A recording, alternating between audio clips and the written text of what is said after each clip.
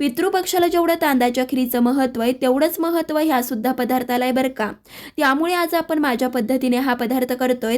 तर त्यासाठी इथं काय केलं, 2 जुडे अळूचे पानं घेतले. सगळ्यात आधी अळूचे देठं काढायचे आणि एका पानाचे 8 तुकडे करून घेतले.